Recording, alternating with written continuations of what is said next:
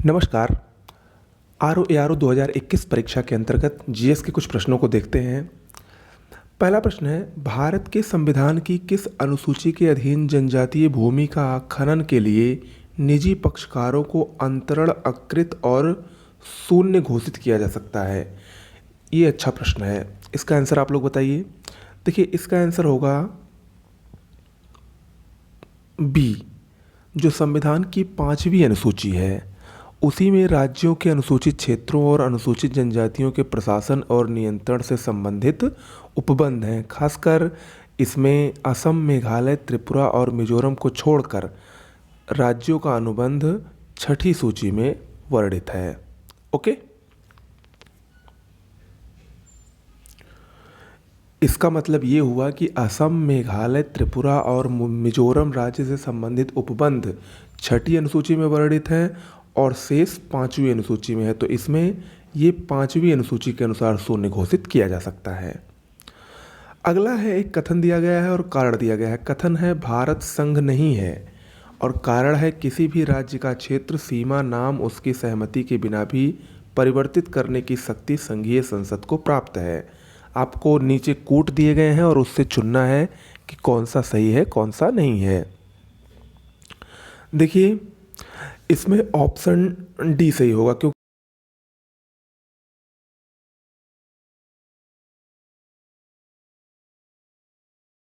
राज्यों का संघ है। ओके, और दूसरा बिल्कुल सही है, किसी भी राज्य का क्षेत्र सीमा नाम और उसकी सहमति के बिना परिवर्तित करने की शक्ति संघीय संसद को प्राप्त है। ओके, अगला है, भारतीय संविधान के 13वें अनुच्छेद का मुख्य उद्देश्य निम्न में से किसके संबंध में संविधान की सर्वोच्चता सुनिश्चित करना है? संविधान का जो 13वां अनुच्छेद है वो मौलिक अधिकारों से संबंधित है। ओके, क्योंकि अनुच्छेद 12 से लेकर अनुच्छेद 35 तक मूल अधिकार भारतीय संविधान में सम्मिलित किए गए हैं। ओके, अनुच्छेद 13 क्या कहता है? अनुच्छेद 13 में कहा गया है कि राज्य कोई ऐसी विधि नहीं बनाएगा जो भाग 3 द्वारा प्रदत्त मूल अधिकारों को समाप्त या कम करते हों। ठीक है, यही अनुच्छेद 13 में कहा गया है। अगला प्रश्न है, भारतीय संविधान के अनुच्छेद 21 का उल्लंघन होता है यदि। 4 ऑप्शन दिए गए हैं, पढ़ के बताइए कि अनुच्छेद 21 जो कि प्राण और दैहिक स्वतंत्रता को संरक्षण प्रदान करता है, उसका उल्लंघन कब होता है? देखिए, इसमें ऑप्शन डी सही होगा। इन तीनों परिस्थितियों में ही अनुच्छेद 21 का उल्लंघन होता है। ठीक है, आगे देखते हैं, निम्न में से कौन एक मौलिक अधिकार नहीं है? 4 ऑप्शन दिए गए हैं, चारों में बताइए कि कौन एक मौलिक अधिकार नहीं है। इसमें ऑप्शन बी बिल्कुल सही है, बहुत से लोग इसको जानते होंगे, समान काम के लिए समान वेतन। ये नीति निर्देशक तत्वों में शामिल है और अनुच्छेद 39 की डी में, या हिंदी में कहें तो 39 के घ में इसको शामिल किया गया है, समान कानून के लिए समान वेतन। और बाकी जो तीनों है, उत्पीड़न के खिलाफ अधिकार, कानून के समक्ष बराबरी और धर्म पालन की स्वतंत्रता का अधिकार, ये तीनों मौलिक अधिकार के अंतर्गत आते हैं, जिसमें उत्पीड़न के खिलाफ अधिकार अनुच्छेद 23-24, कानून के समक्ष समानता या बराबरी अनुच्छेद 14, धर्म पालन की स्वतंत्रता का अधिकार अनुच्छेद 25 में आता है। अगला है, निम्न में से किसकी संस्तुति पर भारतीय संविधान में मूल कर्तव्यों को शामिल किया गया था? बहुत आसान सा प्रश्न है। स्वर्ण सिंह, सरदार स्वर्ण सिंह समिति की सिफारिश के आधार पर 42वां संविधान संशोधन 1976 में भाग 4 का में अनुच्छेद 51 का जोड़कर कुल 10 मूल कर्तव्यों को शामिल किया गया था। बाद में 86वें संविधान संशोधन के अंतर्गत एक और मूल अधिकार जोड़कर एक और मूल कर्तव्यों को जोड़कर वर्तमान में कुल मूल कर्तव्यों की संख्या 11 पहुंच गई है। ओके,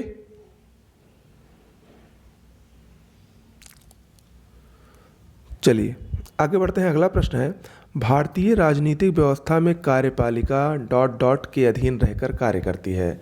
भारतीय राजनीतिक व्यवस्था में कार्यपालिका विधान पालिका के अधीन रहकर कार्य करती है। तो ऑप्शन बी इसमें सही होगा। अगला, निम्न में से कौन सी एक यूएसए और भारत की संघ राज्य पद्धति की समान विशेषता नहीं है?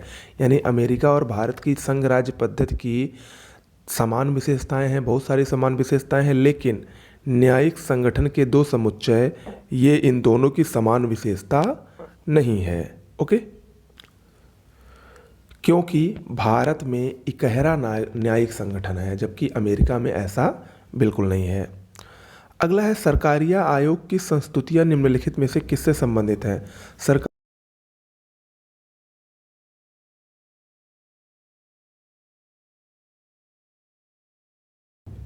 अगला है, भारत की संसद किसके या किनके द्वारा मंत्रिपरिषद के कृत्यों के ऊपर नियंत्रण रखती है?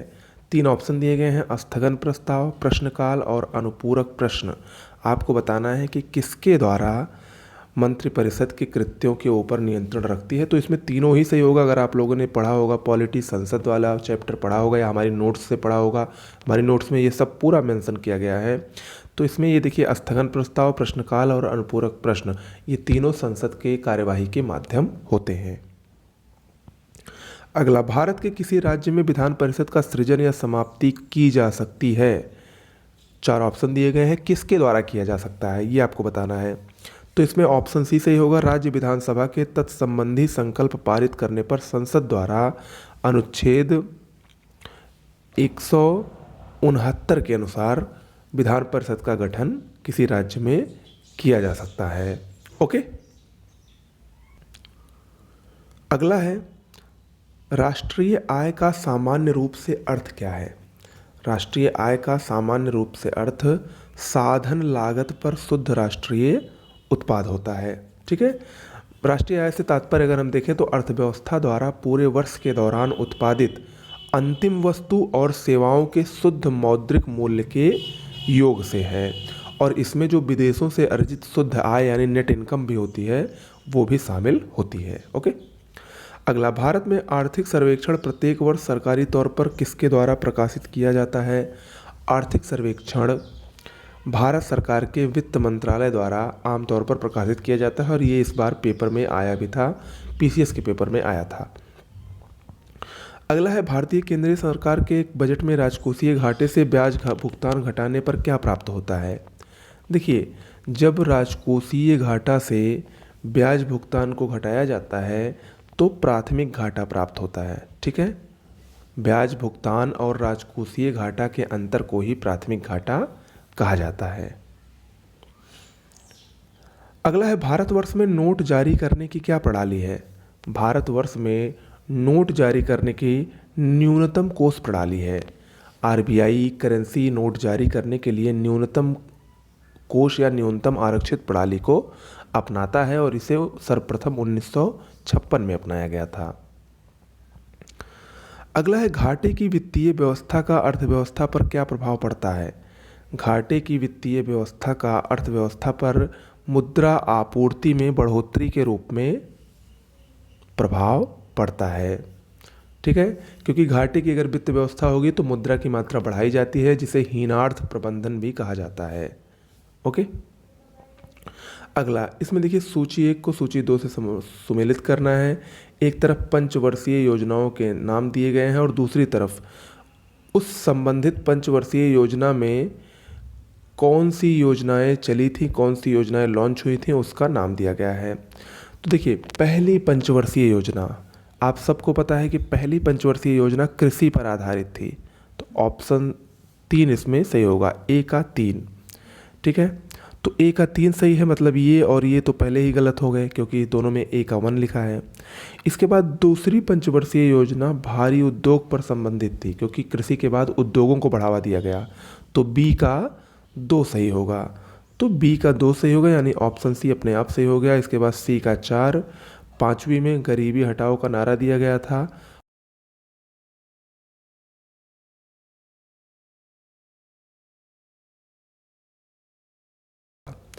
अगला, मही सुगंधा किस फसल की प्रजाति है? मही सुगंधा ये धान की प्रजाति होती है। ओके, अगला प्रश्न है, निम्नलिखित में से कौन से सही सुमेलित हैं? आपको बताना है। एक तरफ विनिर्माण उद्योगों की स्थापना, वर्ष और स्थान दिया गया है, आपको बताना है इनमें से कौन सा सही सुमेलित है। प्रथम सूती मिल की स्थापना 1854 में की गई थी। प्रथम सूती मिल की स्थापना 1854 में की गई थी, सही है कि गलत है? इसके बाद प्रथम मानव निर्मित कागज का विनिर्माण 1870 में कलकत्ता के पास हुआ था। ये ऑप्शन बी इसमें सही होगा, ठीक है। बाकी प्रथम सूती मिल की स्थापना ये गलत है, ये 1832 में हुई थी, ठीक है। देखिए इसमें शायद ये गलती से यहाँ पर दे दिया गया है कि कौन सुमेलित सही है। यहाँ पर लिखना चाहिए था कौन नहीं सुमेलित है। तो ये ऑप्शन 2 इसमें सही होगा, क्योंकि ये 1870 में नहीं 1832 के आसपास इसका निर्माण निर्मित कागज का हुआ था, ठीक है। और बाकी ये दोनों बिल्कुल सही है। अगला है, भारत में गरीबी का स्तर निर्धारित होता है किससे? भारत में गरीबी का स्तर घरेलू उपभोक्ता के व्यय के आधार पर निर्धारित किया जाता है। अगला, प्रधानमंत्री मुद्रा योजना का लक्ष्य क्या है? मुद्रा का फुल फॉर्म होता है micro units development refinance agency, ठीक है। मुद्रा योजना का प्रमुख लक्ष्य लघु उद्यमियों को औपचारिक वित्तीय प्रणाली में लाना है। चलिए आगे बढ़ते हैं। 2011 की जनगणना के अनुसार उत्तर प्रदेश की जनसंख्या भारत की जनसंख्या की कितनी प्रतिशत है? ये प्रश्न आया था, ठीक है। इसका सही जवाब होगा ऑप्शन सी 16.5%। 2011 की जनगणना के अनुसार निम्नलिखित में से किस राज्य में विगत दशक में सबसे कम जनसंख्या वृद्धि हुई है? जनसंख्या के आंकड़े इंपॉर्टेंट हैं और इसमें होगा ऑप्शन बी नागालैंड। नागालैंड में 2001 से 2011 के बीच सबसे कम दशकीय जनसंख्या वृद्धि दर रही है। खासकर नागालैंड में -0.6%, यानी दशकीय जो वृद्धि दर है वो ऋणात्मक रही है। जनगणना 2011 के अंतिम आंकड़ों के अनुसार उत्तर प्रदेश में उच्चतम साक्षरता दर वाला जनपद कौन सा है? उत्तर प्रदेश में सबसे अधिक साक्षरता गौतम बुद्ध नगर की है। ऑप्शन ए इसमें सही होगा। गौतम बुद्ध नगर के बाद कानपुर, फिर गाजियाबाद, फिर वाराणसी। ओके। अगला है, जनगणना 2011 के अंतिम आंकड़ों के अनुसार भारत का पुरुष स्त्री अनुपात कितना है? भारत का पुरुष स्त्री अनुपात, जिसको हम लोग लिंगानुपात कहते हैं, वो 943 है, यानी 1000 पुरुष पे 943 स्त्रियां हैं। जनगणना 2011 के अनुसार निम्न राज्यों में से किसकी शिशु मृत्यु दर सबसे कम थी? जनगणना 2011 के अनुसार शिशु मृत्यु दर सबसे कम केरल की थी। ऑप्शन सी इसमें सही है। वर्तमान में अगर देखा जाए तो शिशु मृत्यु दर लगभग 32 है, लेकिन जनगणना 2011 के अनुसार केरल की जो मृत्यु दर थी वो मात्र 12 थी शिशु मृत्यु दर। ओके। अगला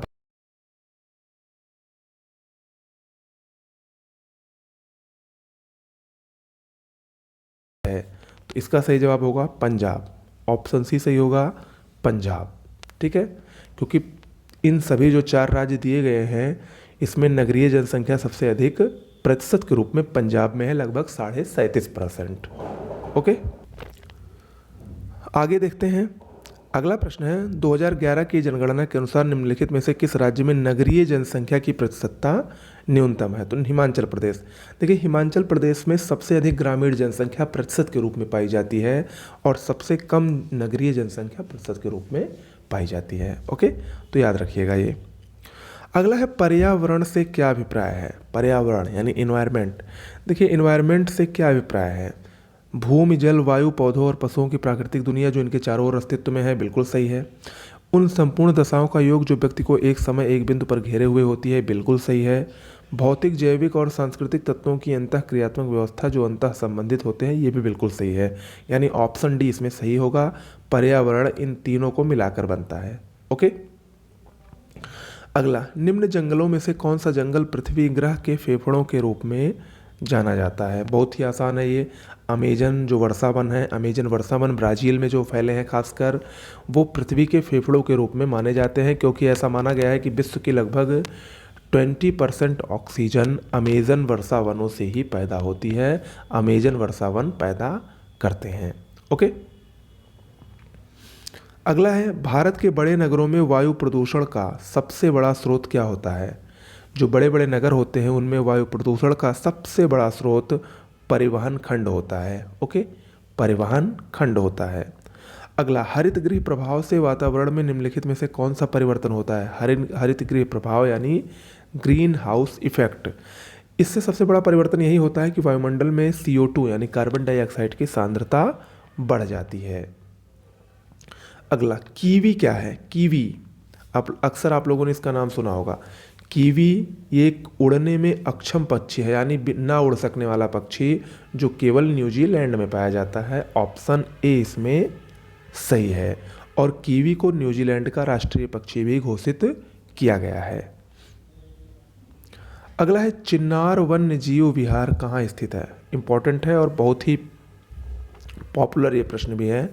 चिन्नार वन्य जीव विहार केरल में स्थित है। ऑप्शन बी सही है, केरल। देखिए, केरल में बहुत सारे वन्य जीव अभ्यारण्य या राष्ट्रीय उद्यान स्थित हैं, जैसे साइलेंट वैली भी केरल में ही है। इसके अलावा पराम्बीकुलम भी केरल में ही है, पेरियार केरल में है, मधुमलाई ये तो तमिलनाडु में है। ओके, तो ये केरल और तमिलनाडु के कुछ प्रमुख उद्यान हैं। अगला, पृथ्वी सम्मेलन +5 कब आयोजित हुआ था? देखिए, पृथ्वी सम्मेलन का आयोजन रियो डी जेनेरियो में 1992 में हुआ था, और उसके ठीक 5 साल बाद, क्योंकि +5 लिखा है, यानी 1997 में पृथ्वी सम्मेलन +5 का आयोजन न्यूयॉर्क में हुआ था। इसी सम्मेलन में ही एजेंडा 21 को लागू करने की दिशा में कदम उठाए गए थे। तो यानी इसमें कब सही होगा? 1997 में। ऑप्शन डी इसमें सही है। अगला, भारत अवस्थित है। देखिए, बहुत ही आसान सा प्रश्न है, लेकिन लोग अक्सर कंफ्यूज हो जाते हैं। भारत अक्षांश और देशांतर की स्थिति भारत की बताइए। तो 8, 37, 68, 97 बिल्कुल सही है। ये 8, 4 से 37, 6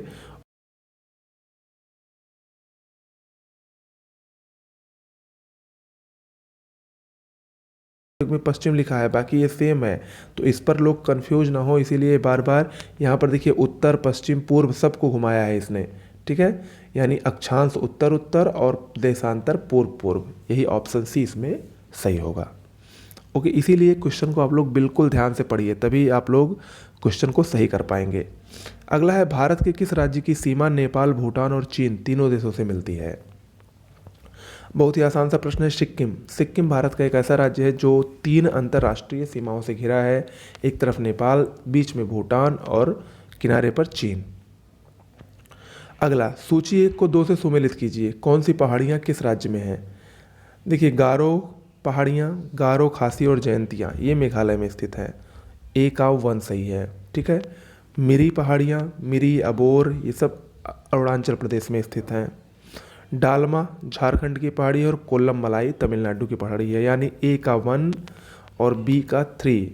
ए का 1, बी का 3 यानी 2 में सही है, और सी का 2 यानी ऑप्शन ए इसमें सही है। ठीक है। अगला, लेह अवस्थित है। लेह ये सिंधु नदी के दाएं तट पर स्थित है। ऑप्शन सी सही होगा, सिंधु नदी के दाएं तट पर स्थित है। अगला, भारत के किस राज्य में मानसून का आगमन सबसे पहले होता है? तो भारत में सबसे पहले मानसून का आगमन केरल में होता है। अक्सर आप लोग इसको सुनते भी हैं। सूची 1 को 2 से सुमेलित करना है। एक तरफ परियोजनाओं का नाम दिया गया है और दूसरी तरफ किस राज्य में स्थित है। मेट्टूर परियोजना। मेट्टूर परियोजना ये कावेरी नदी पर स्थित है, तमिलनाडु में, तो यानी ए का 1 सही होगा। मयूराक्षी परियोजना ये मुरली नदी पर स्थित है, पश्चिम बंगाल में, यानी बी का 3 सही होगा। नागार्जुन सागर परियोजना कृष्णा नदी पर स्थित है, आंध्र प्रदेश में, और हीराकुंड बांध बहुत ही फेमस है महानदी में, उड़ीसा में, यानी ए का 1, बी का 3, सी का 2 और डी का 4। ऑप्शन ए इसमें सही होगा। ओके। अगला है, निम्नलिखित में से किसमें भारतीय नौसेना हेतु युद्धपोतों का निर्माण होता है? युद्धपोतों का निर्माण मझगांव पोत निर्माण यार्ड में किया जाता है। ओके, यानी ऑप्शन सी सही होगा इसमें। ठीक है, तो आज के लिए इतना ही करते हैं। आज भी लगभग 50 क्वेश्चन के आसपास हम लोगों ने किए हैं। ऐसे ही आपको डेली वीडियोस मिलते रहेंगे। नमस्कार।